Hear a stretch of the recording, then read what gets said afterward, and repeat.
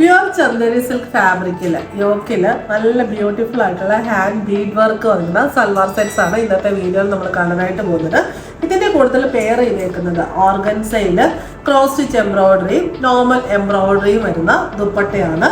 ഇതെല്ലാം നല്ല ഡാർക്ക് ഷെയ്ഡ്സിലാണ് വന്നിട്ടുള്ളത്. 4 ഷെയ്ഡ്സ് ആണുള്ളത്. ഒന്നൊരു ഗ്രേപ്പ് വൺ ഷെയ്ഡ്, ഒന്ന് bottle green, other shade is navy blue and last shade is coffee brown. അപ്പം ഇതിൻ്റെ റേറ്റ് വരുന്നത് 3750.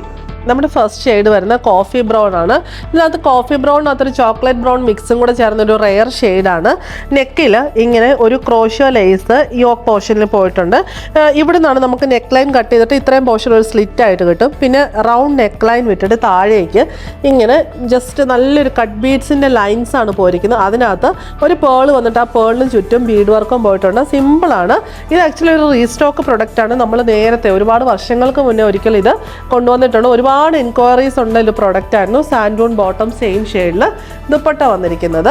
ഓർഗൻസ ഫാബ്രിക്കിൽ ഇങ്ങനെ ബോഡിയിൽ ഫുള്ള് ക്രോസ് സ്റ്റിച്ച് ബുട്ടാസും കോർണറിലേക്ക് വരുമ്പോഴത്തേക്കിനും ക്രോസ് സ്റ്റിച്ച് നല്ല കോർണറിലെ വർക്കാണ് നല്ല ഹെവി ആയിട്ട് കൊടുത്തിരിക്കുന്നത്.